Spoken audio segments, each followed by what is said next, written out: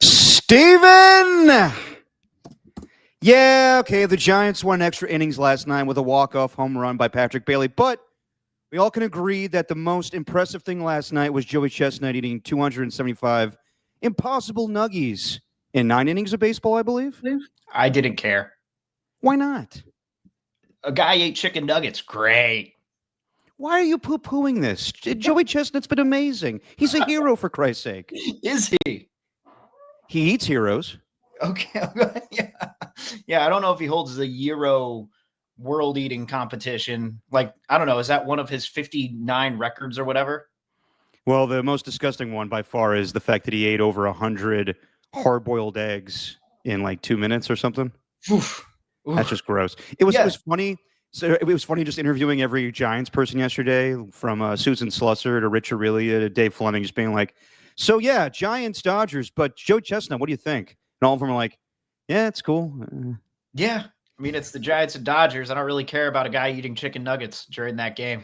Well, my question is, it's Giants and Dodgers. That should be enough to get people to the ballpark. Why do they have to do the Joey Chestnut thing with that series?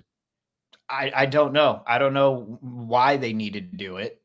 Maybe they have a deal with Impossible Foods. They said, well, hey, yeah, 100% they do. It was just funny, though, last night. Rich Aurelia, and I'll drop this, was texting me in the bottom of the ninth, not about the game, just asking me, how did Joey do? And I was I think he got to 200 nuggets in 6 innings, Rich. And he goes, why do you keep going? Yeah. And I'm like, well, because he could prove he can. He goes, it's not really that impressive. It's plant-based. I mean, plant-based or not, it's impressive. I just didn't care about it during a baseball game. No, that's fair. Just your opinion, man. Stephen Langford, Derek Papa. We're coming to you on a Saturday morning? I guess morning-ish. Would 11 count as morning? Okay, yeah, before noon. We'll get to everything from the Thursday night game to injuries for both the 49ers and Raiders. We'll pick some games for week 2. But before we do all that, Stephen, I'll give you the floor, sir. Giants win last night in a walk-off fashion against the Dodgers. How you feeling now? As good as I've felt all year, I'm just glad they're giving us some exciting baseball. I don't know what it's going to look like at the end. I don't know what it's going to look like without a bullpen, really, in the playoffs, even though Ryan Walker's been pitching a lot better lately. But lately, as in not last Saturday? Yeah, exactly. Just not counting last Saturday. But I'm bullish on him, dude. And I think this is interesting because I'm not saying the Giants should have been playing this way all season. I'm not saying that they should have been having, Rafael Devers and Jung-Hoo Lee and Willie Adames and Matt Chapman, having those guys hit, above 280 for the entirety of the season. I'm not expecting that. But I did think when they were in a lull, I didn't think it was anyone's fault. I thought we were a little too quick to potentially move on from the managers. Am I frozen? Yeah, you are. Shit. Yeah, it's all good. You're pondering. I really am. You're like the great philosopher. Come on. Hang on. You're like Peter Griffin in that one Family Guy joke where it's like, Peter, why don't you go look for a job? Why? Whoa. Okay. Hang on. All right. Steven's having technical difficulties here, and we may just get Steven's voice for the rest of the podcast. Maybe. No, Maybe. I'll be. It says my browser is not connecting to my camera. Steven. Oh, well, it's just me for a while. Okay. I'll give you my 2 cents on the Giants. I think that they actually look pretty good right now. And the fact that they won, or the fact that they are going with their 3 aces in Justin Verlander last night, they'll have Logan Webb tonight, and then they'll have Robbie Ray on Sunday. I think that gives them a good chance to win this series against the Dodgers. But as I've been saying on KMBR, on Dirty Work with Adam Copeland, that It's the days where it's Carson Seymour. It's the days where it's Kai Tang, even though I love the man's name and I made a song for him. It's the bullpen games. It's the bullpen itself, even though Yohel Peguero is actually playing pretty well. But I just think that in a tightly, a tight wild card race down the stretch here with the Mets, and even though the Mets are imploding right now, I think that any loss could doom the Giants. So I think they're playing really good baseball right now, and I'm with you, Steven. I think that maybe we shouldn't have expected them to play offensively the way they are right now, but it should have been better than what was going on for the majority of the season. I'm saying it should have been. I'm saying it should have been like in the middle. There should have been some regression or progression to the mean. And I thought the Giants were just in this progression phase for a very, very long time. And I'm waiting for kind of the regression phase because that usually happens. But look, man, they got 15 games left on the schedule. And it's unreal. I like how Melvin also was just kind of despondent of my question, asking about the A's and whether that one run they had in 2012, it's totally different. But the fact that they came back from a 5-game deficit in 9 days to go on and beat the Rangers, and it ended with that Josh Hamilton drop, the error. Does that give you any faith in the season? And he kind of said, I don't know. I wanted to think so, but right now I'm just looking to win games. Well, they better start thinking about this being one of his great comebacks in the career. I mean, who would have thought down less than 2% of a chance of having to make the postseason, and now they're kind of on the doorstep. Still a ways to go, but yeah, God, they're doing it in an exciting way. And who would have thought too, with a Patrick Bailey right-handed walk-off? I thought the Giants were going to win. I really felt that. I don't sometimes you could just tell, and there was this momentum shift towards the end of the game where it felt like the Giants were going to get to the bullpen, and then Tanner Scott comes in, and Tanner Scott has been just terrible for the Dodgers over the course of this past week. And I did not expect it to happen in the way of a Patrick Bailey right-handed walk-off. When they walked Willy Adames, I was like, what, why did they intentionally walk him? And you see it's Patrick Bailey coming up, and you're like, oh, I get it. Then he does that. It's unreal. Yeah, and I'm with you. Saw last night you were like, that was better than the inside the park walk-off home run against the Phillies earlier this year. I would agree with that. Oh, yeah. Like I said, it's very exciting, and the turnaround's been incredible. But let's see what happens. The Mets actually do have a harder schedule than the Giants. But it's just, we'll see what happens next week. They go to Arizona. They go to LA. I think it's going to go up until the last week of baseball. It's going to be very interesting. I want to be the least bit surprised if the Giants just missed the playoffs off of one game, maybe 2 games. But who knows? Maybe it carries over to next season. I think it's enough to save Bob Melvin's job. So, and I wonder if it's the Mets that they're going to be fighting with, or if the Mets are just going to be kind of an afterthought, and it's going to be down to the Giants and Reds. And maybe even the Padres, you could throw that in there too. And the Mets are just going to be continue this free fall that they've been on. I don't know if they'll keep doing it, but I wonder if that's going to happen, because that's an option that's up there. It would totally be so Mets, but at the same time, I just think the Mets are so talented that I got to believe they're going to make the postseason. But who knows? They definitely could implode here. They definitely have for the last 6 games.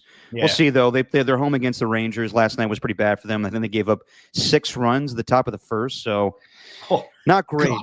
Dude, it's so funny, though, how the Matt Williams, the ghost of Matt Williams, the curse of Matt Williams, whatever you want to call it, it still hits, because that Grant McCray tag up at third in short center, and Bob Melvin going after the game and vehemently defending that move.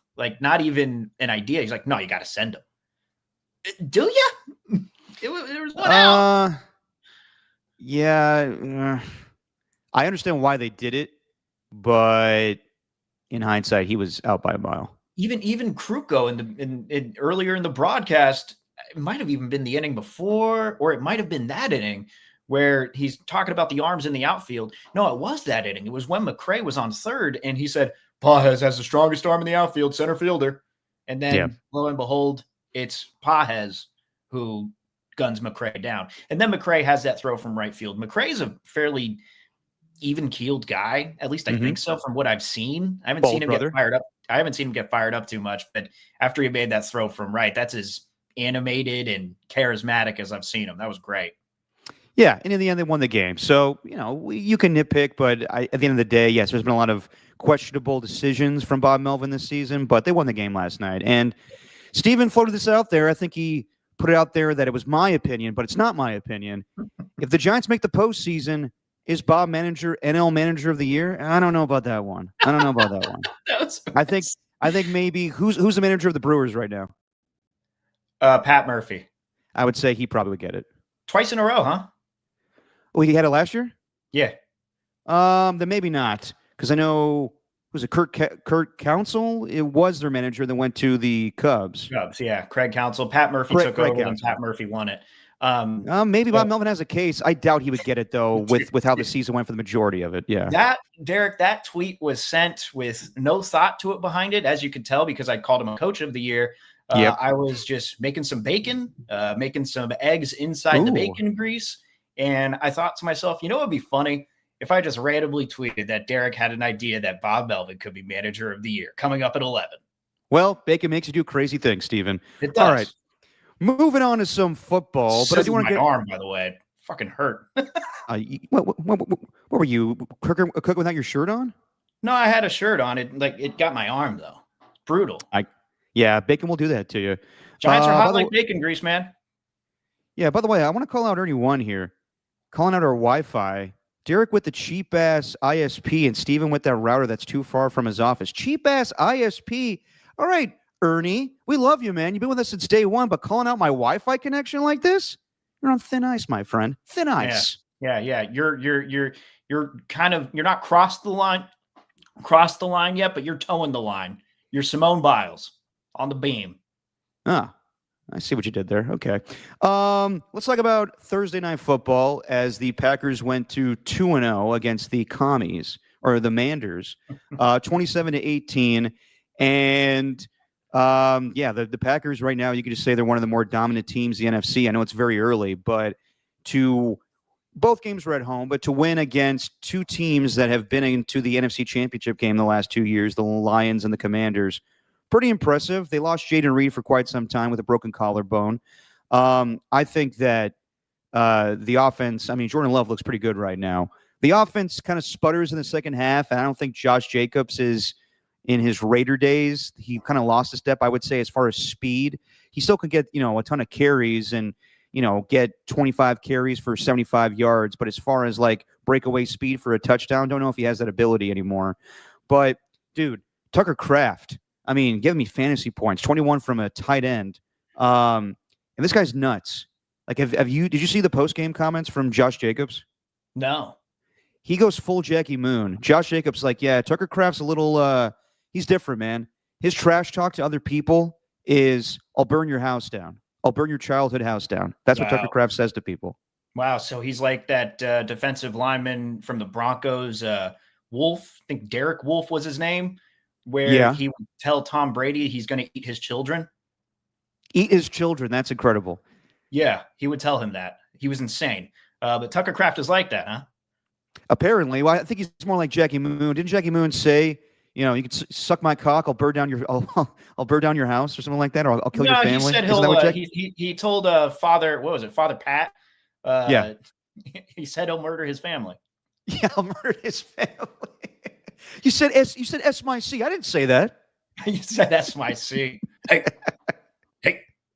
you call me Jive Turkey. But yeah, dude, I think, but you can't call me Jive Turkey. That's crossing the line, my man. That's crossing the line. Be damned. Great scene. The Packers. Defensively, they look really good right now, and I thought that maybe their secondary wouldn't be as good without Jair Alexander, but they got Nate Hobbs from the Raiders, and their guys are pretty solid in coverage. Keyshawn Nixon, I believe is his name, and Corey Ballantyne. Not bad, and it helps when you have a pretty good pass rush with Micah Parsons right now, and Rashawn Gary and Devontae White are feeding off of that. So, Yeah, I think it's early right now, and I think that you may see some lulls on offense from the Packers, and they'll have to, Yeah. some receivers have to pick up their games with Jaden Reed being out for quite some time, maybe Matthew Golden or Dontavius Wicks. But I would say I'm pretty impressed with the Packers right now.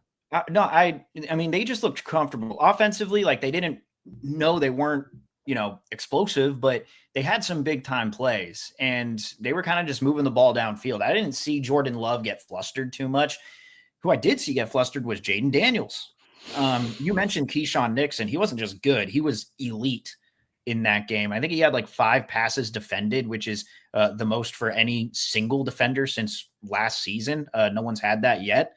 And Jaden Daniels, where was what did I see? What was the one? Jaden Daniels had only 2, or the Commanders, only had 2 explosive plays in the entire game.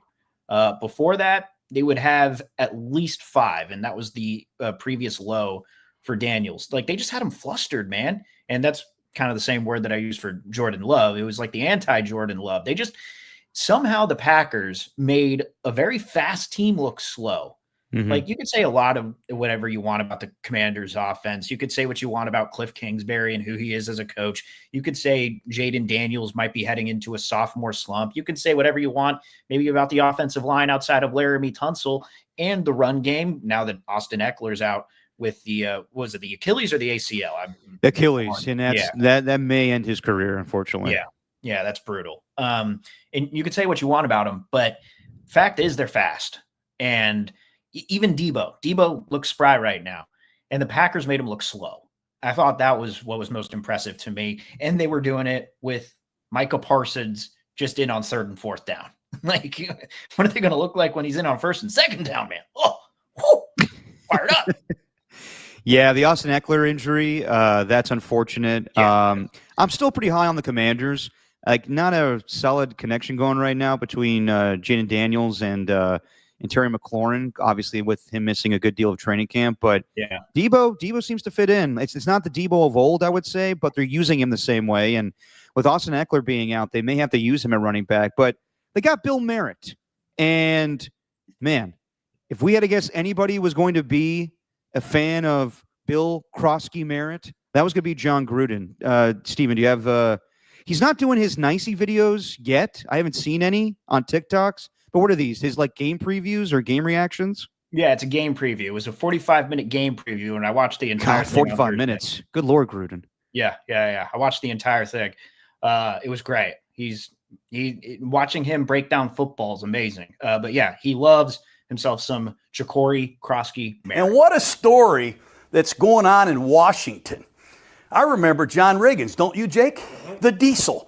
Well, last year they had Brian Robinson, their leading rusher. 3 straight years they traded him to San Francisco. So I ask you, who is their leading rusher? Who is their go-to guy now? Well, his name is a name for all you fantasy football owners out there. His name is Ja'Cory Krosky Merritt. Who? Ja'Cory Krosky Merritt. He just likes to be called Bill. I love this guy. This is my favorite guy in the league right now. Who is this Bill? That is the most predictable thing that John Gruden, when talking about Bill Krosky Merritt, would say. I love this guy, man. He pretty much reacted the same way to this guy as he did to my little brother meeting him for the first time in Philadelphia when my dad said, come back, John. You need to coach the Raiders again. He's like, yeah. I love this kid, man. Nick Papa, look at this kid, man. If your name is Clay, it's going to be a very immersive experience for you to watch that type of video because his video guy's name is Clay. Like, that's the guy who I think runs all of Gruden's Barstool content. And he's like, you with me, Clay? All right, Clay. What are we doing here, Clay? He's literally treating it like it's a meeting room whenever he's like preparing for an NFL game. And it wasn't just that. At the end, he was doing the Packers defense and how they were gonna try to stifle the Commanders offense. And he's like, they got Ja'Cory Krosky Merritt. Who's that? What's that guy's name? Bill. That's right, Clay. Bill. And he just kept on going.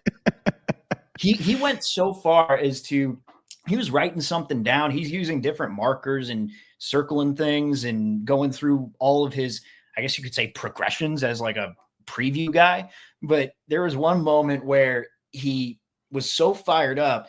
He wrote something down, he circled it, and he put the cat back on the pen. Then he tried to put the marker onto the whiteboard, and then he just completely dropped it to the ground and just kept on going. Didn't even focus. It was didn't even lose concentration. It was amazing. Yeah, nothing's going to stop John Gruden when he's talking football. And there's another clip you sent me where he's talking about somebody. He goes, "Whoa, fired up, man! I don't even have a job." Yeah. It's just when he's talking about what the Commanders did in the offseason, how they're built to win now. Right. Yeah, he got excited. But obviously, it's Daniel's legs that are the story here. 891 yards rushing, 600 of those yards came on scrambles. That means he's under siege back here, probably going to get sacked. What?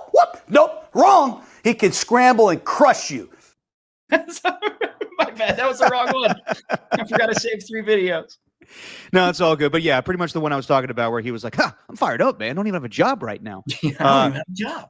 You could, I think I wouldn't be the least bit surprised, just like watching college football and some of these SEC teams that are kind of disappointing right now. Wouldn't be the least bit surprised if John Gruden's coaching Florida or, I don't know, he'll have his pick. I believe he's already campaigning when he's meeting some colleges that he wants to coach in the SEC. So yeah, we'll see if he's out there. I got to be honest though, I don't want him to. Like I know he's entertaining as hell.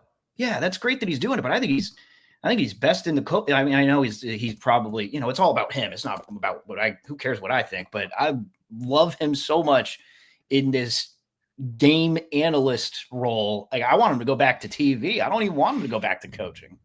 Yeah, that would, man. I wonder if he's in the good graces enough of football in general just to be an analyst in the NFL. That would be something. I do think he wants to coach again, though. So, oh yeah, we'll see. I don't think there's any doubt about that. No, yeah, he definitely does. But like weekly press conferences, that'll be entertaining as hell to begin with. But he may be a little more laid back. This is TV Gruden, where he's a little more animated and a caricature of the former self. So yeah. I would say that, yeah, if he does go back into coaching, it's kind of tempered down a little bit. All right, I got the video. I got it. Okay, I got it. I downloaded it. All right, here we go. And he's playing on a rookie contract. That has allowed the Commanders financially to go get some pieces on defense. Go get a Laramie Tunsil at left tackle. Hey, let's bring in Deebo Samuel. So they have really gone all in, I think, to win it all this year. And I applaud them for that. I freaking got chills right now. Woo! I don't even have a job. What the hell is that? Oh, God, he's incredible. Jay Gruden coaching anywhere? He's not, right? He's a Washington media personality now. That's right. Yeah. He's kind of going the route of, not to the same extent, but you seen Sean Salisbury on Twitter these days? No. He's definitely, he talks football, but you best believe it's hard right football. Oh, yeah. It's aggressively politically aligned with who's the dude back on Last Chance U, the dude from Compton, the white guy? Oh, Jason Brown. They do a podcast together, and boy, they let it fly. They talk about whatever they want. Yeah, I'm sure that's enlightening. Extremely enlightening. Anti-woke football, because football's so woke to begin with. Yeah, football. Very woke sport. Yeah. Extremely. But yeah, Micah Parsons, just to go back to that for a second. I do think that his acquisition for the Packers, I know that we were doing our picks for the season and the awards, Defensive Player of the Year. Man, like the way Khalil Mack was just something that ignited a flame for the Chicago Bears in 2018. I think it's kind of the same thing with the Packers, man. Like they just have this swagger now. Like I think it was Xavier McKinney. They asked him like, what's the difference with his defense this season? He's like, Micah Parsons. And the post-game show, it's a great post-game show, Steven. I don't know if you know that, with the Thursday Night Football crew. And Micah Parsons came out, and everybody's just chanting out, "Thank you, Jerry. Thank you, Jerry." And yeah, I'm still baffled that they made this decision. I understand why they did it, but I wouldn't have done it.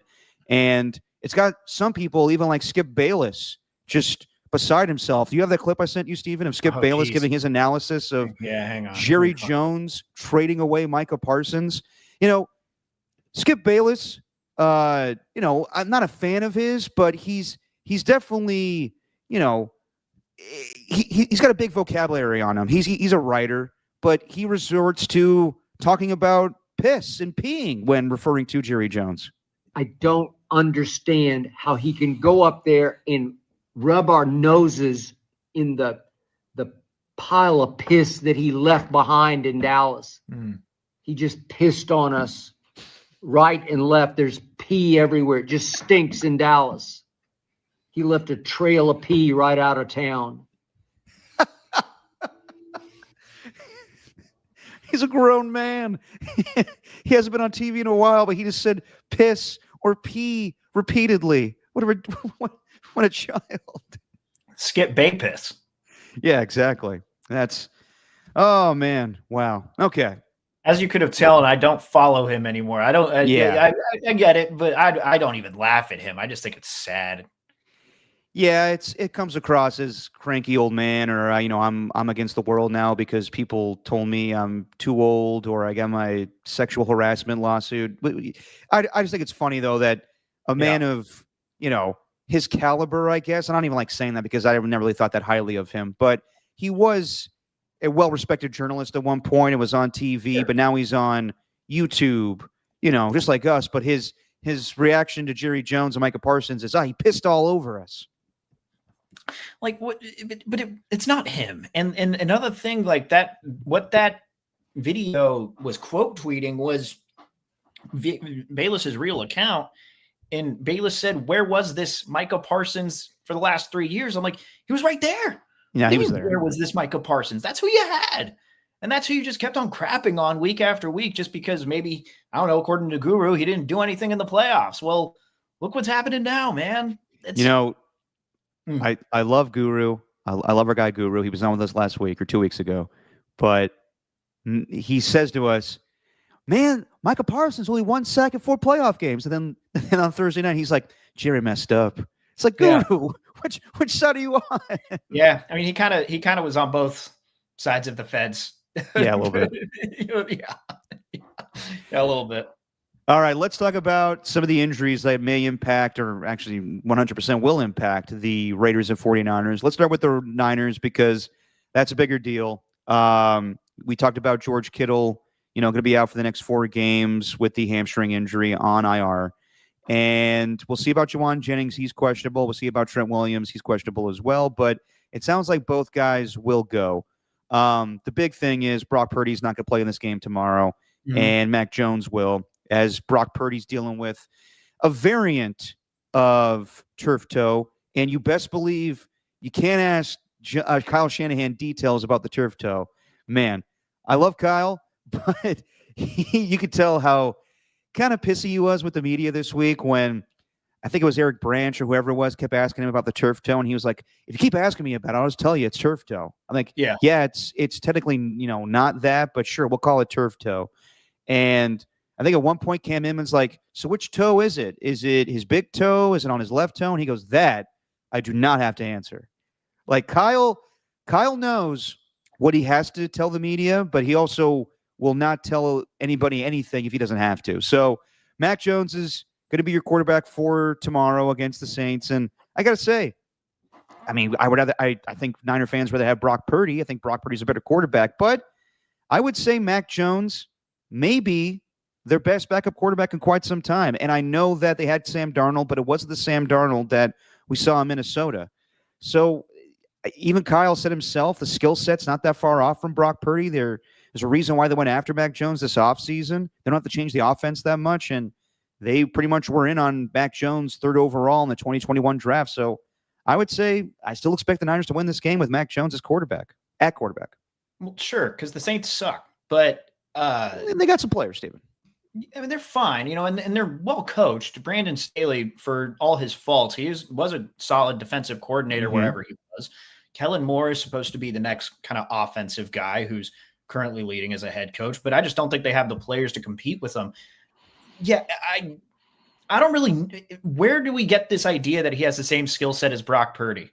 Like, I've never seen Mac Jones have the escapability, the mobility that separates Purdy. Because I think where Purdy's special is not so much where he just drops back to pass. I think it's when he's able to escape pressure and spin his way out of a sack and then, make a throw on the run. I don't really see that too much with Mac Jones.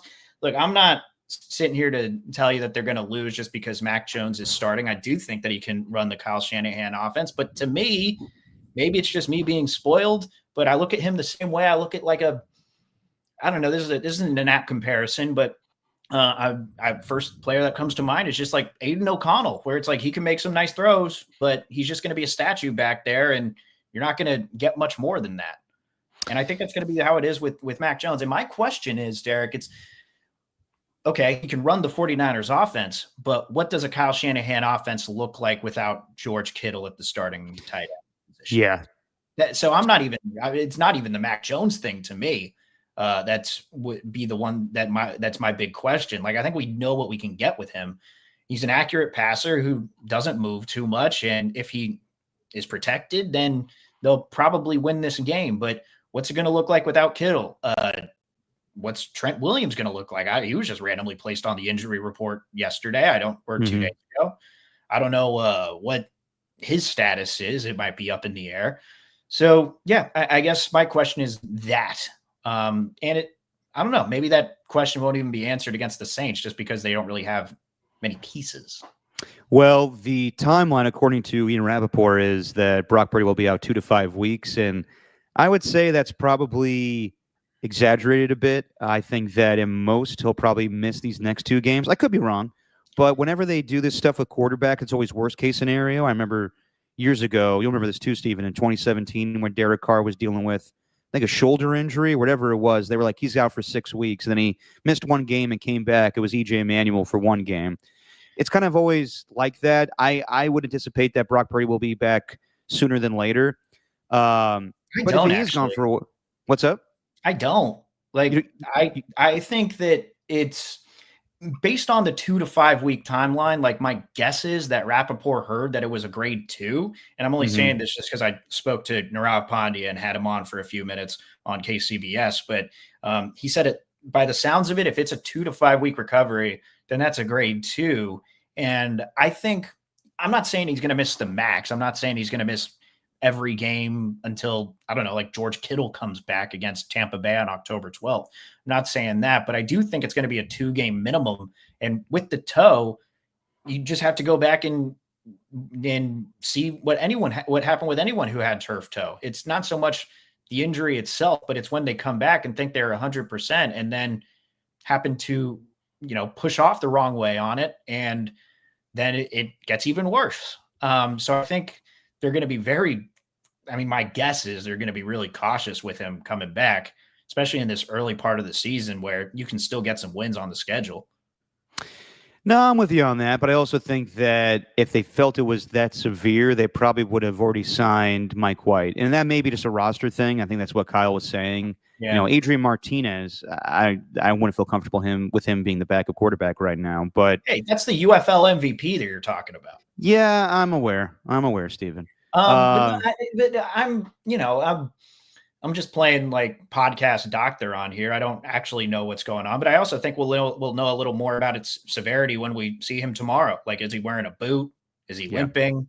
Like, what does he look like then? If he's kind of walking normally, then you could probably expect him to be out just the kind of minimum of the couple of weeks. But if there's anything else, and it all depends on like how he responds to it, right? Like the whole rehab and stuff, waking up and then going back to work on it and trying to, whenever he gets back onto the field, like that's my big question. It's not so much the rest, the RICE method where it's like rest, ice, compression, elevation, and all that.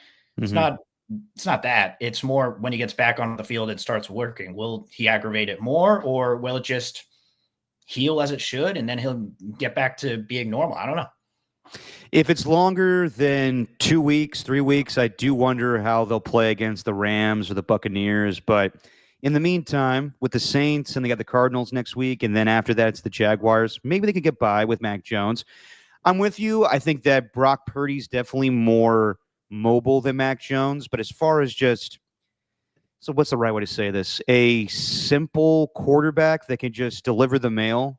I think that Mac Jones is capable of doing that. It's close to that of Brock Purdy. Brock Purdy is obviously better, and in recent years, there was the comparison. Dan Orlovsky made this comparison on NFL Live or Get Up, where he was saying, if you put Mac Jones in this offense right now, it's the same thing as Brock Purdy. I'm not so sure about that, but I think that Mac Jones, in the same way that Sam Darnold thrived with the Minnesota Vikings, probably would have benefited better with Kyle Shanahan had he gone to the Patriots. And that first season with Josh McDaniels, he was playing well.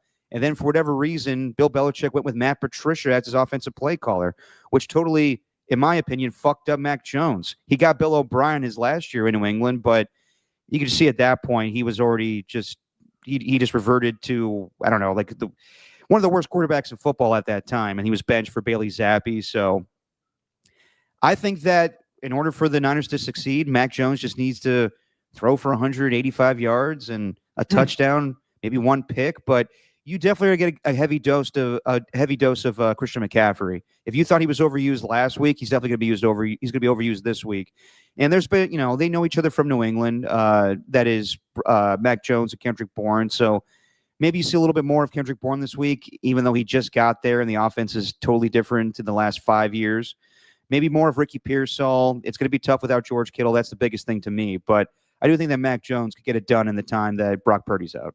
Maybe. Or what if that offensive line is as bad as it was against the Seahawks? Yeah, that could be the case. I do think we're sleeping on the Saints a little bit just because they do have some playmakers on defense. They have Cameron Jordan. I think Chase Young might be hurt, but they have some guys. DeMario Davis is a really good linebacker. And as far as, the Niners defense needs to step up as well. I know that the Seahawks, in my opinion, you give a lot of credit to the 49ers defense, but offensively for the Seahawks, they look totally inept to me. And the only guy that really came to play was Jackson Smith and Jigba. For the Saints, you're going to have Upton Stout. Last week he was on an aging Cooper Kupp. This week he's going to be lined up with Rashid Shaheed, who go from, you're on the 20-yard line and boom, it's an 80-yard touchdown pass.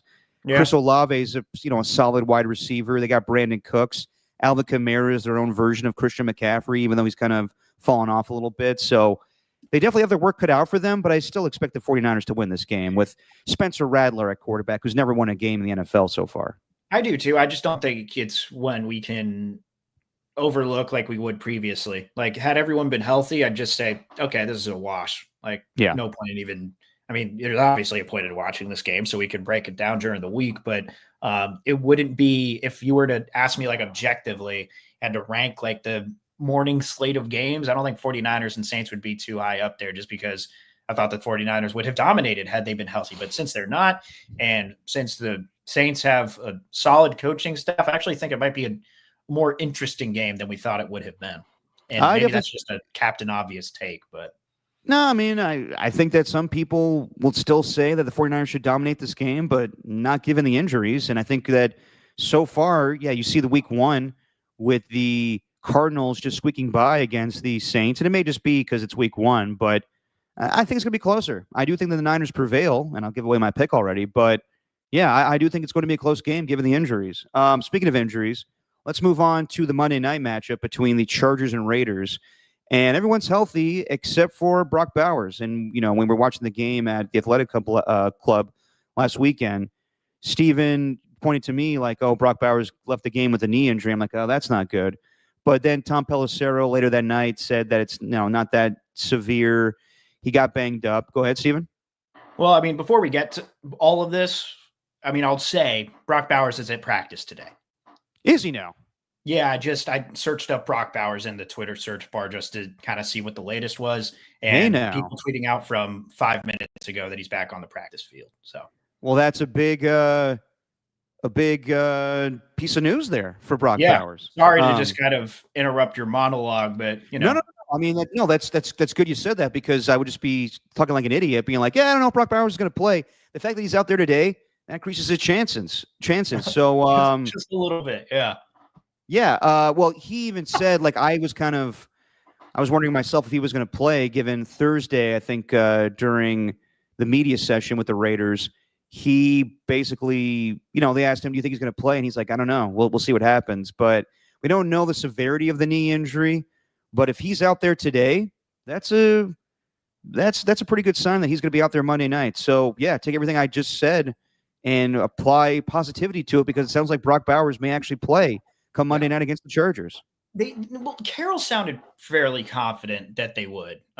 He spoke like any coach would at a media session like that, where he's just like, he's extremely tough. Like, I fully expect him to be ready to go on Monday night because he wants to play. I mean, it's a good thing that they are going on Monday night and they're not playing till 7:00. So he does have a little extra time just to heal. At least it's not like a Sunday 10 a.m. start. Right. No, I mean, yeah, that's an interesting development, the fact that he's playing today. So, yeah, if Brock Bowers is out there, I think that increases the chance of the Raiders to come away with the victory. And this game is, me and Stephen have been talking about it. This is it's a traditional doubleheader where earlier in the night it will be Bucks and Texans, and then it's not, we're not doing this simultaneously with both games. Once that game is over, it goes to Raiders and Chargers, and in our childhood, that was, I remember growing up in Texas and watching these games at 9:00 at night, and the Raiders just getting their ass kicked. Hope it's a different outcome this time, because those were just unwatchable for all the national audience to just poke fun of the Raiders of just how terrible they were offensively.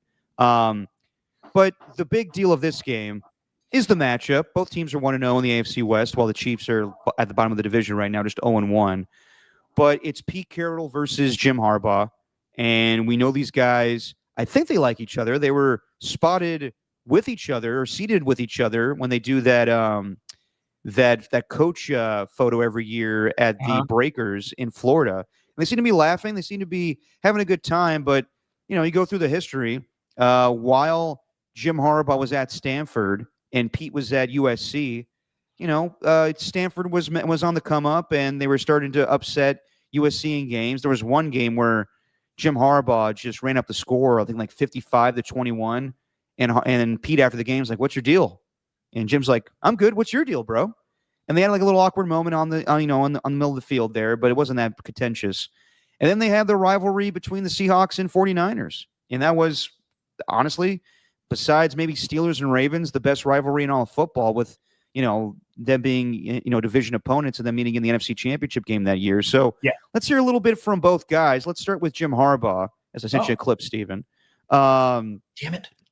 Let's hear from Jim as he talks about his relationship with Pete Carroll. I was ready with the Pete one first, but yeah, we'll go okay. With rating for the opposing team given background. Yeah, I mean that's expected.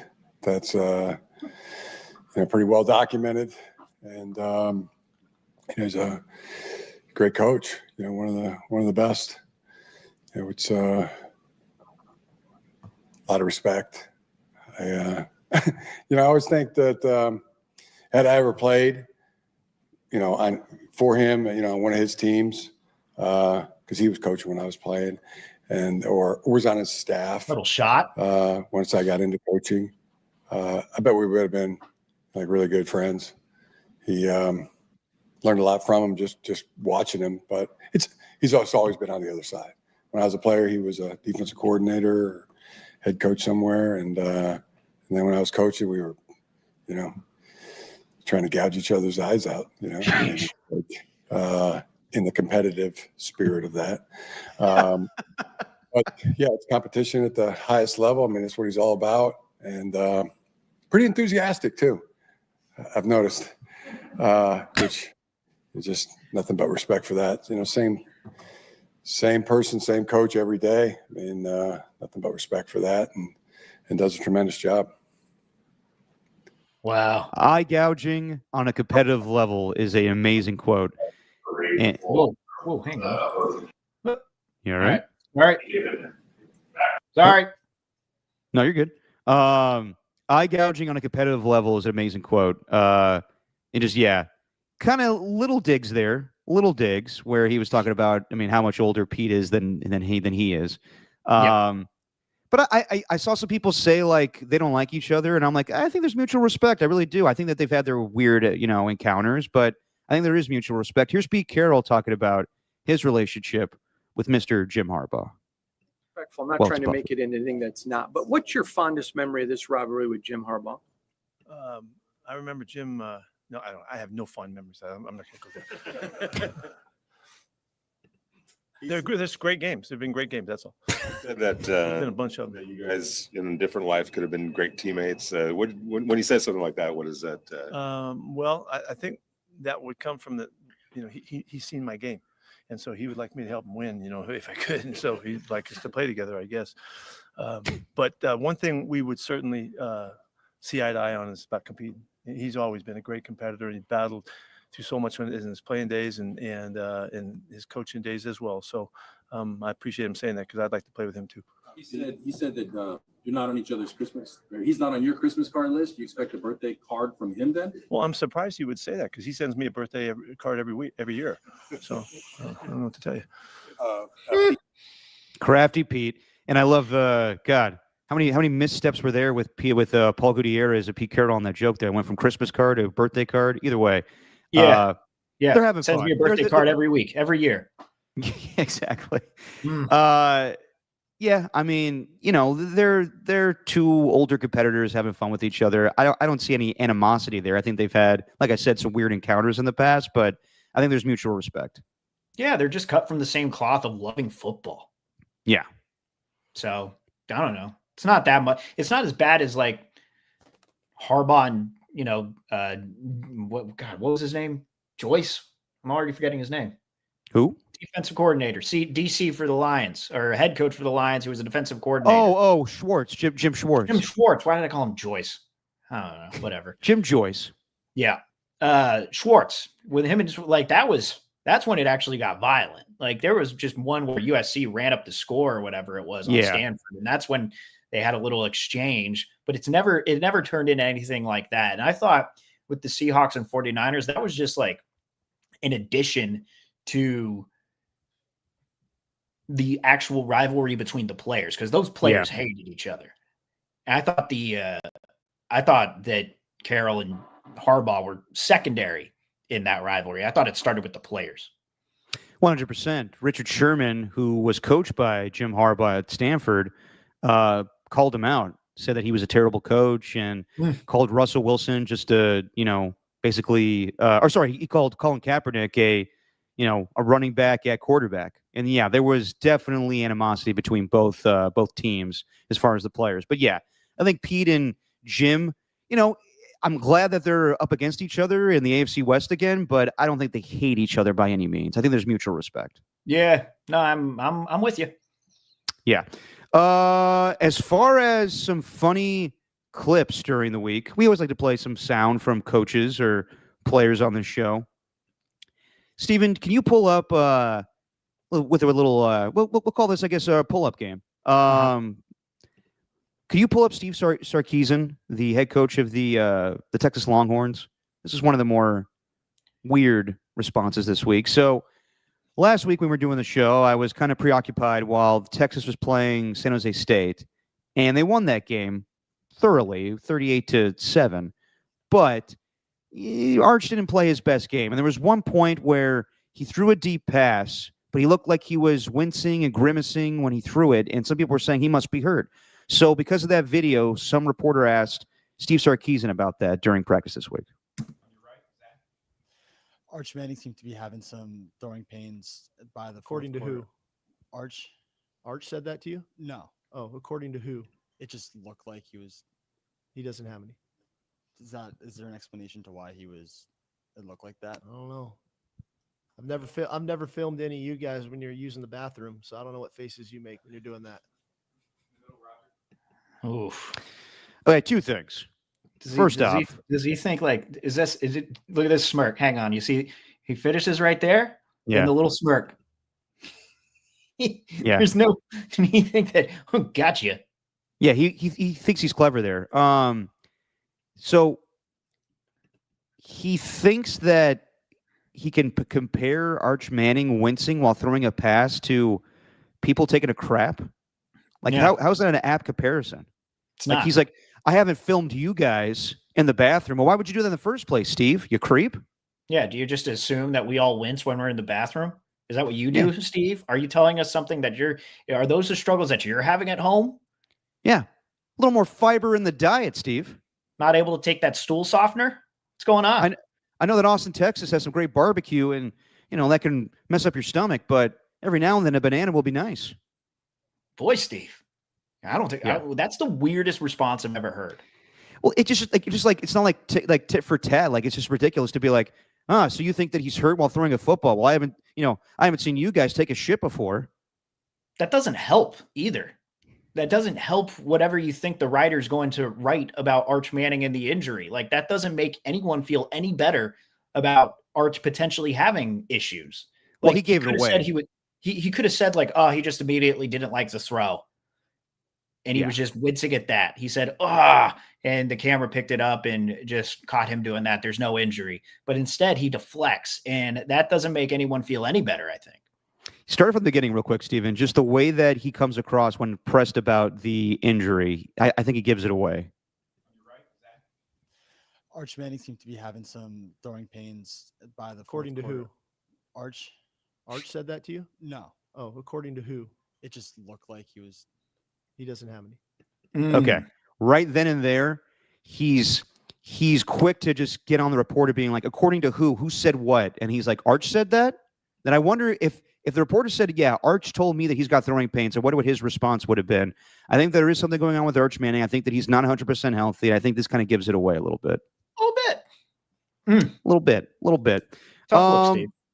Then we got Bill Belichick, and you and I talked about this.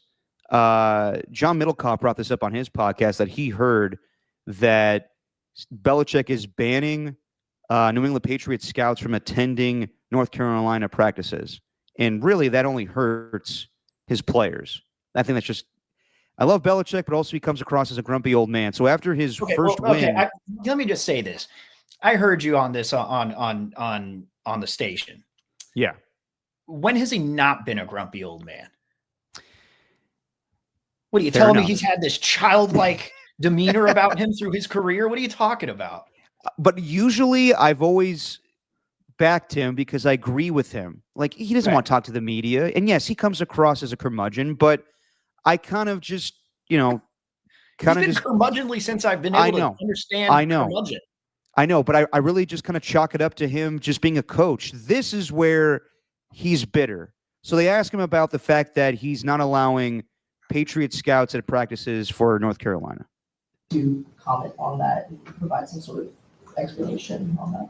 Yeah, well, no, it's clear that I'm not welcome there around their facility, and so they're not welcome in ours. Pretty simple. Okay. I'm with you, Steven. Yes. For the majority of his time as an NFL coach, he's been a curmudgeon and crusty.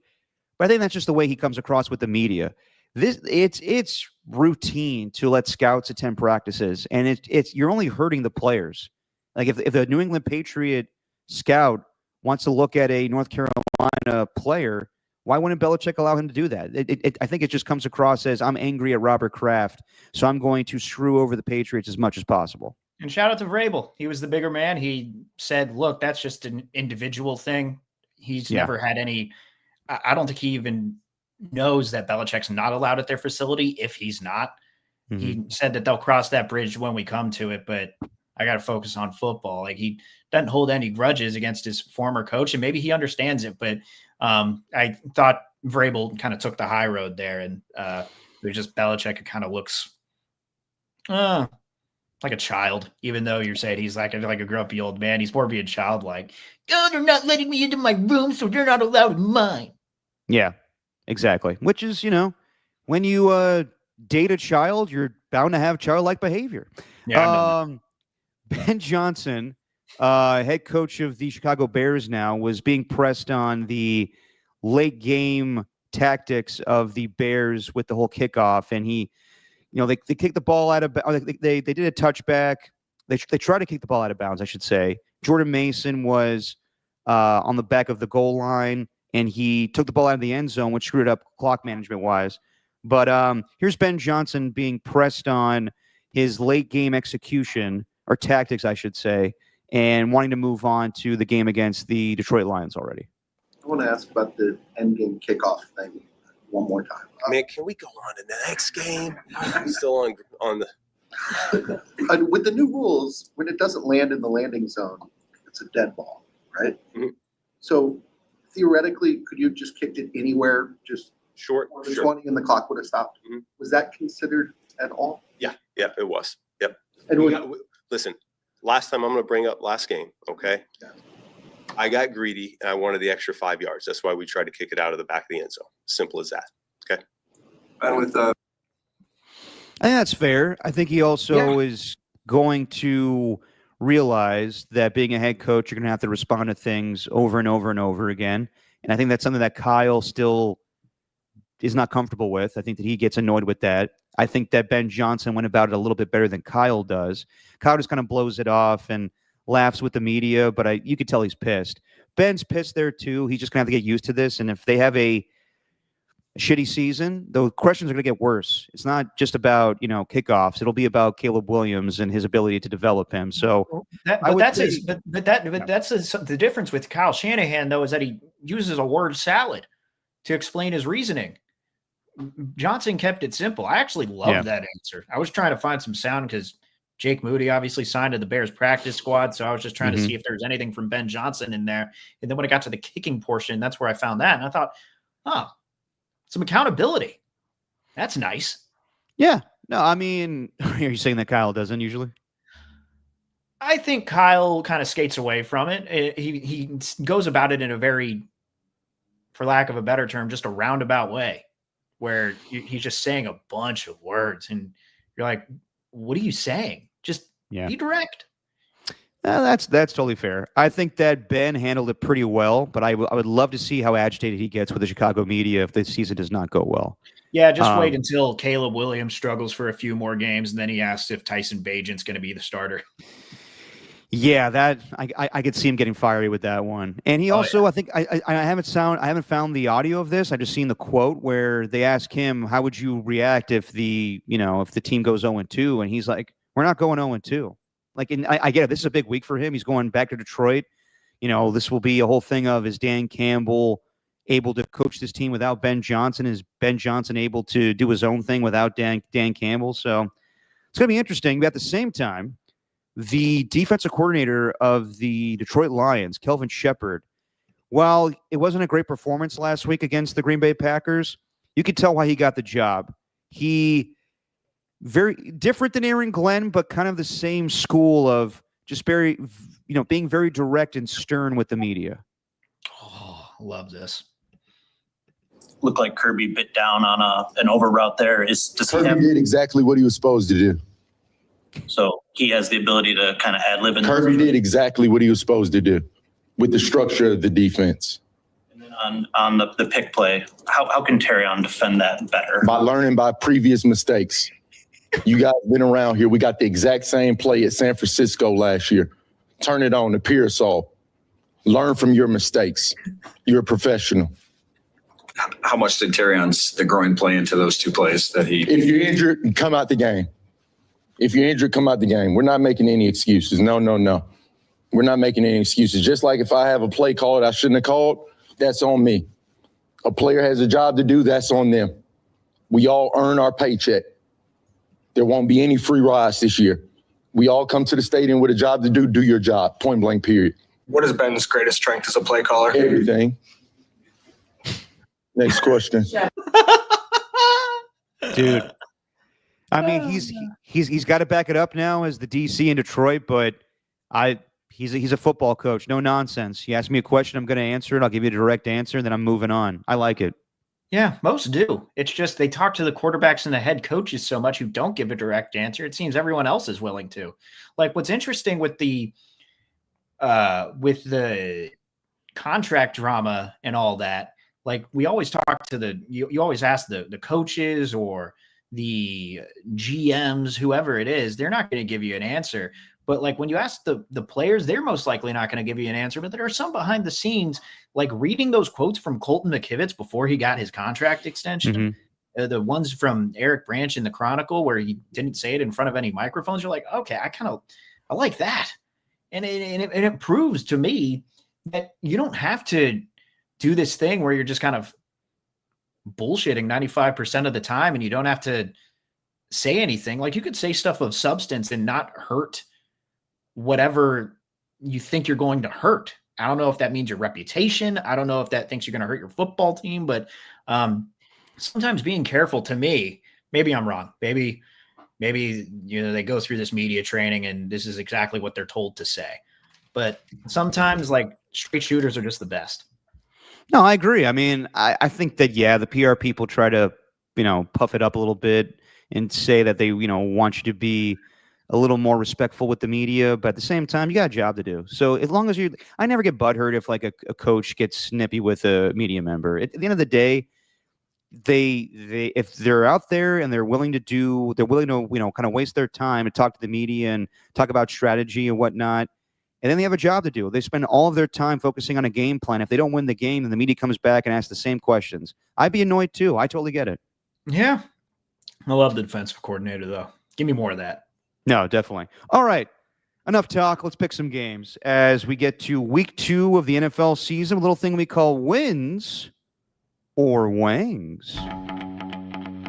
Let's do this one. All right. Let's do it. Oh, maybe not. No, I got to get it low. All righty. Hang on.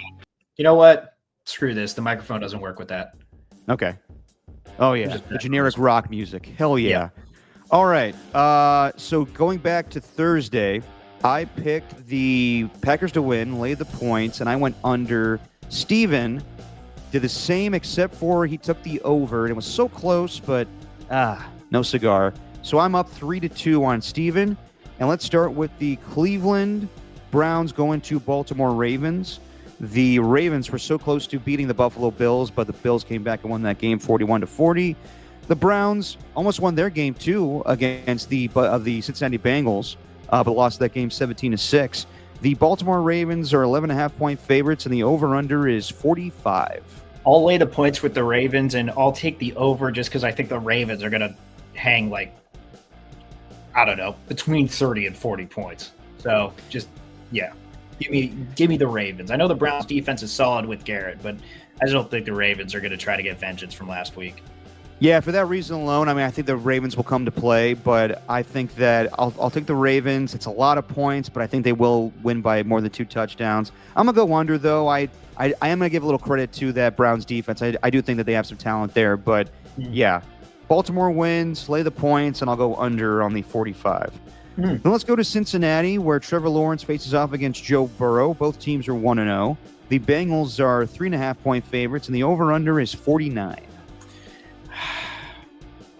The Bengals were okay, or the Bengals only had 7 yards total in the second half. I can't imagine that will be the same against the Jaguars defense. So I am going to, and I think the Jaguars can actually score some points. So I am going to take the over on that. I know it's a high number, but I think it could be a high-scoring game. But I'll also lay the points with the Bengals. I got the Bengals winning. I'm going to lay the points on the 3.5, but not a lot of offense from either teams, and it could have just been week 1, but I think it's going to be a low-scoring game. I'm taking the under on the 49. Then we go to Miami, where the Patriots are taking on the Miami Dolphins. Both teams are 0-1. Dolphins are 1.5-point favorites, over/under 43.5. It's interesting, man, because the Patriots blitzed the Raiders a lot in week 1, and we've seen what happens when Tua is under pressure, but also the Patriots were very vulnerable with the deep ball. And I think ultimately this is where everything has just been going so downhill for the Dolphins. Everything's kind of imploding, but I just don't think the Patriots are that good and have the talent to keep up with them. I think Tyreek Hill can actually have a good game, maybe. And maybe Tua will see those open receivers. So I'll lay the points with the Dolphins, but give me the under. I don't see a ton of points being scored. Yeah, I'm taking the under as well. And yeah, with Tyreek Hill, I mean, I don't know what the hell's going on with him right now. Allegations of, I believe, assault with his ex-wife, and well, it's just it's files that were uncovered from their divorce case. So this is just another development. This isn't anything new. Gotcha. It's just these are more details as opposed to what they were before. And this is Tyreek Hill's attorney saying that they're just trying to generate some bad media coverage for him. So take that with what you will. Yeah, exactly. And Tyreek Hill was asked yesterday about not having a 30-yard reception in over a year, and he was like, "You're trying to piss me off?" So I want to be the least bit surprised if he gets one this week. I do think the Patriots will come into their own. It's just a matter of when, and I don't see it being this week. I think the Dolphins just, they've had the Patriots number in recent years. So for that alone, and just the Dolphins having some talent on their offense, I'm going with the Dolphins. I'll lay the points, but I'll take the under as well. We'll see if they got a little booty bump for New England Patriots. Is that guy Kayshon Boutte? Kayshon Boutte. I think it was Kayshon. Yeah. Then let's go to Dallas between the Giants and the Dallas Cowboys. Russell Wilson still your starting quarterback for the G-Men. The Cowboys are 4.5-point favorites with the over/under 44.5. I'll take the over because I saw the Cowboys actually they were pretty good offensively in that game. I do have to give them the credit for that Thursday night matchup against the Eagles. But I think it's just going to be too much for the Giants to overcome because the Giants just aren't that talented. So, I'll lay the points with the Cowboys and just give me the over. Same thing with me. Same exact thing. I think the Cowboys win this game. I got the points, and I think it's going to be a high-scoring game. I think the Giants, with only scoring 6 points, come out throwing the football. You might see Malik Neighbors get in the end zone with his, what do you call it, a natural bitch face? Yes. That's what Malik Neighbors referred to himself as, with him being kind of pouty on the sideline. But I think that the Cowboys are the better team. I think George Pickens gets a little more involved. Yeah, I got the Cowboys winning this game. Ooh. Then let's go to the Big Easy for the showdown with the 49ers and the Saints. We all know what's going on with Mac Jones being the starter for this game. No George Kittle. The 49ers were 1.7-point favorites, and now it's down to 3, and the over/under is 40.5.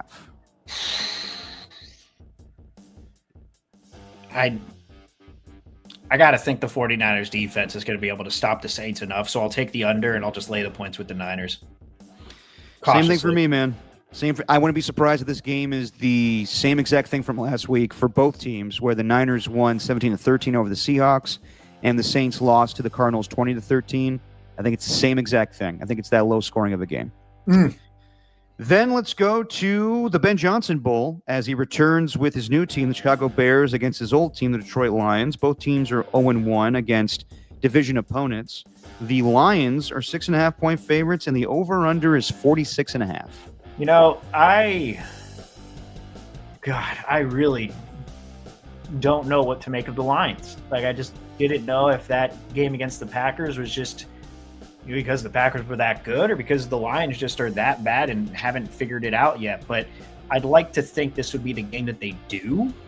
So I'm not going to go the 46.5. I'm going to go the under, believe it or not. And then I'll have the Bears covering, but I'll have the Lions winning it. Steven, great minds. I have the same exact thing where I think that this game, I could see it being like 24-20 and the Lions win, where you see a little bit of last year, but Ben Johnson knows him so well that's not as effective as a season ago. Yeah, I think that the Lions just scrap and claw their way to a victory, but it's going to look bad in the process.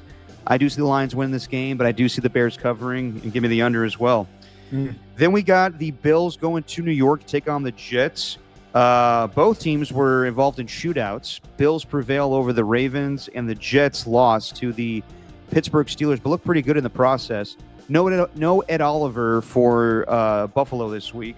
The Bills are still 6.5-point favorites, and the over/under is 47.5.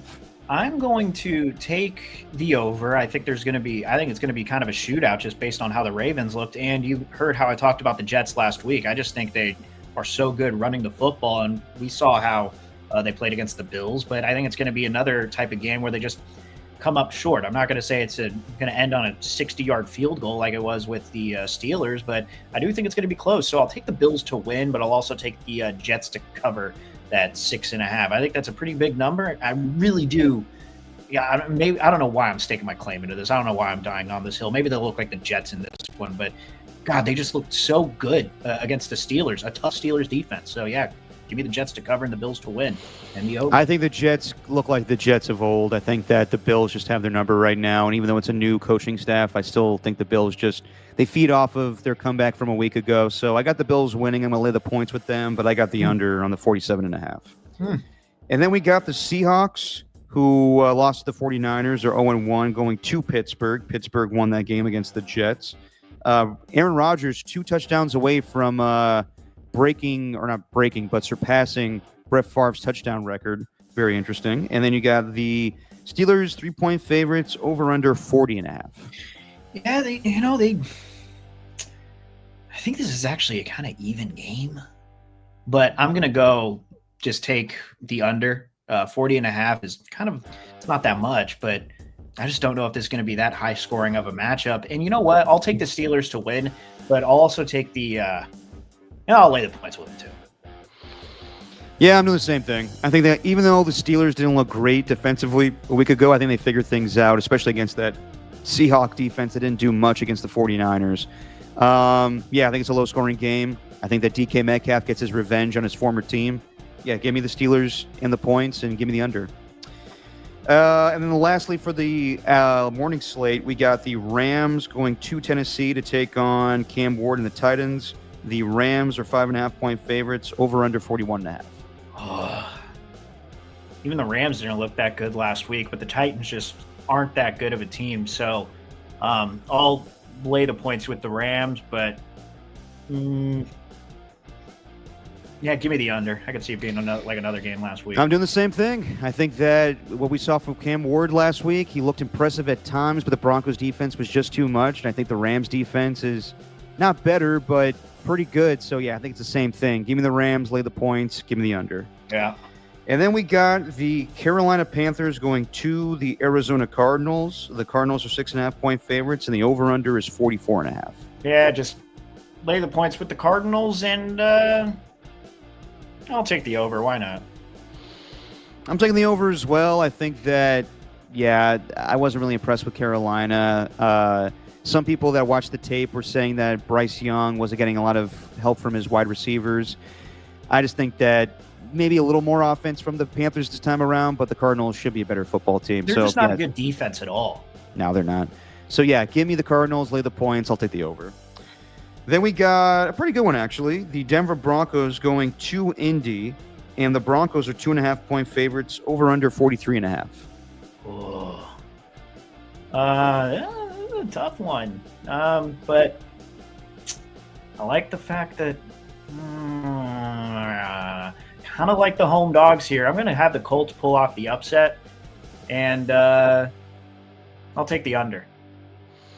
I'm definitely taking the under in this game. I think both defenses are pretty stout. I'm going to go with the Broncos to win this game. And, yeah, it's a 2.5-point spread. So, yeah, I if it was bigger, I would say maybe the Colts cover here, but not big enough. I'm going with the Broncos to win this game, and I'll go with the under. Even though a year ago, I remember that game with the Broncos and Colts where Jonathan Taylor scored but dropped the ball at the 1-yard line. That could have been the difference in that game. So, yeah, going with the Broncos, even though Bo Nix didn't look great last week. And then we got a Super Bowl rematch already this early on in the season. We got the Philadelphia Eagles traveling to the Kansas City Chiefs. The Eagles are just 1-point favorites. It's a pick-em. And the over-under is 47. Jalen Carter is going to play in this game. No Xavier Worthy for the Chiefs. Yeah, I'm going to take the Eagles to win. I think the Chiefs are just on a downward spiral here. I really do believe that. And I'll go with the over. So I think they have both advantages over these defenses right now. Yeah, I think that both defenses didn't look great a week ago, so I'm going with the over, and I just can't believe the Chiefs will be 0-2 against my better judgment, but I think it's, my better judgment to pick against the Chiefs, or pick for the Chiefs. Right. They've been a dominant team, and I think they find some way to win. So, yeah, if it's not Xavier Worthy, I think maybe they slow the game down a little bit, maybe with the running game, and maybe more passes to Xavier Worthy or Hollywood Brown, Travis Kelce or Hollywood Brown. So, yeah, with that, I'm going with the Chiefs, and I'll say the over hits.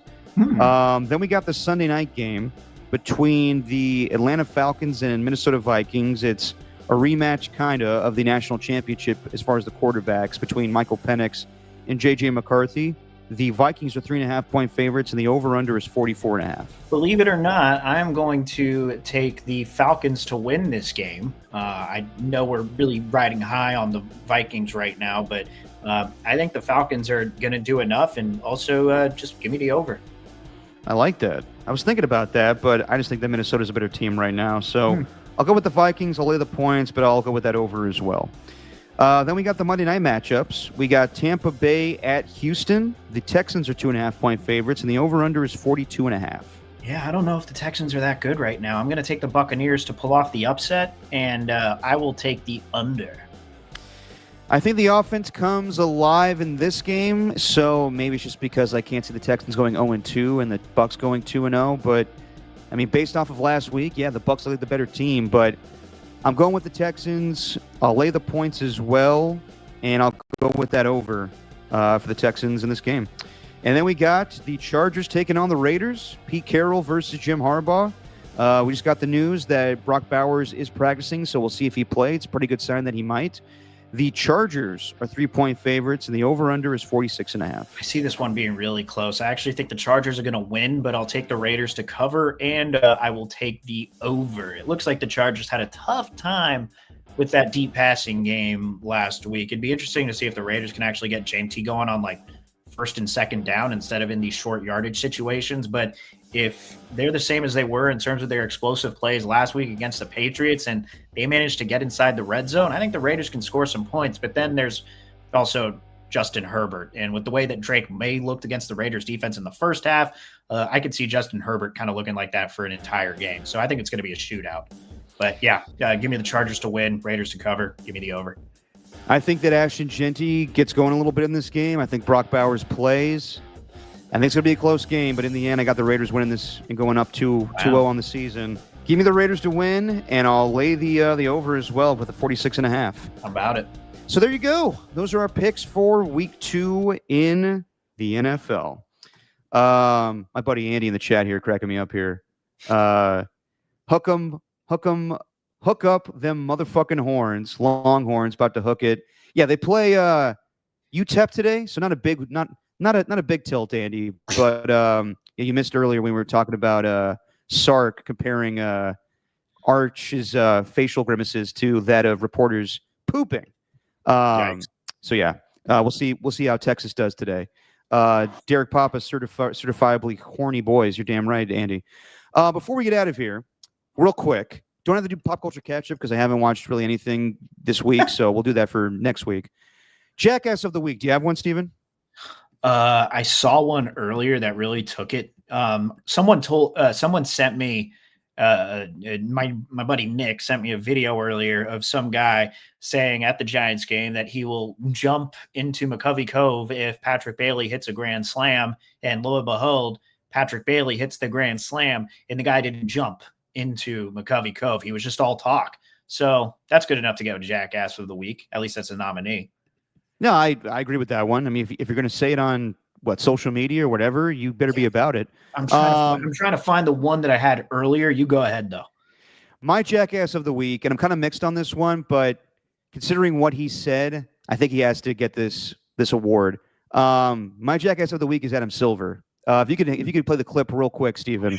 All right. He was at a NBA press conference, I guess just about the league in general. And they asked him about the Kawhi Leonard situation. He made it seem like he doesn't really care that much. And that whole thing is getting weirder by the day. But like even Channing Frye is coming out now saying, why is Pablo Torre snitching on us? He's not snitching. He's just reporting. But yeah, when asked about streaming coming to the NBA and it being on Peacock and Amazon Prime, Adam Silver said, well, our fans just can resort to highlights. There's a huge amount of our content that people can essentially consume for free. I mean, this is very much a highlights-based sport, so, Instagram, TikTok, Twitter, you name it, any service, the New York Times for that matter, to the extent that your content is not behind a paid firewall. There's an enormous amount of content out there. YouTube, by another example, that is advertising-based that consumers can consume. Okay. This is Adam Silver's Rob Manfred moment, unfortunately, where he should have been like every other commissioner and just said, yeah, this is where media is going right now. We're not putting games on television. We're putting them on streaming platforms. If you just say that and move on, then not that big of a deal. I will argue that, yes, the NBA's fan base is a little more social media driven and highlight based, but you're basically saying that all NBA fans are casuals and you shouldn't be saying that to the media. And Marcus Thompson, when I asked him about this yesterday, he was like, he's basically implying that NBA fans are broke. And I was like, damn, that's one way to go about it. So not a good look by Adam Silver. I think he should have used better words there. No, I agree. I mean, I don't necessarily disagree with him that I don't either. I'm with you. Go ahead. Because a lot of people just base their basketball watching or basketball viewership off of Twitter clips and quotes and people on social media, like watching Twitch streams and playback, which is not necessarily their fault, but it's kind of how it's gone about it. It's just, you don't need to admit that. And someone ended up, this guy, I don't know if this is true or not, because I think it's flawed in this article, and I think there's a little bit of nuance to it, but it does cost like damn near $8,000 total if you want to watch like every single game, local and national. And he went down the cable thing. He went down to the NBA TV. He went down to Peacock, Amazon Prime, League Pass, all that sort of stuff. And it all averages out to damn near $1,000 every year. But I just think that's a sports problem. It's an NBA problem. It's a messed up time we're living in terms of what we have to pay for. This just, I'm not going to ramble on about the economy, but it's ridiculous that we have to pay for a subscription. It's, oh, you don't want ads, then you'll have to pay a little more. And by the way, we are raising these prices now, and now you have to pay $14.99. And if you want to go back to the original stuff, well, you could just keep paying $9.99, except we're just going to throw ads in your face at the most inconvenient time when you're watching your movie or your favorite TV show. And then food prices going up, even though the president says groceries isn't a real term anymore. Like, it's just it's a clusterfuck, man. It's so annoying, and it's all made its way into the sports realm, which is really frustrating because you want to use sports to kind of get away from everything that's happening in the real world. And part of it you can. It's just, hey, you got to pay a little extra subscription if you want to do that. It's annoying. I know. And I would say that it's just as costly to watch every NFL game, or if you're, watching baseball and you want to do Apple TV for those exclusive games or the MLB package. Yeah. But yeah, Adam Silver should not be telling the world we basically don't care about our audience. And that goes back to the regular season numbers dwindling right now. And they try to make a big deal out of the NBA Cup, and I just think it's bullshit. So, yeah, that was the wrong response. Even though I do agree with you, Steven, I think that there are more casual NBA fans, and it is more of a highlight-driven league. You shouldn't be telling the audience, well, if you can't watch, go watch YouTube. No, you want your fans watching the games. Yeah, you can't say that. And you can't just reveal kind of the obvious.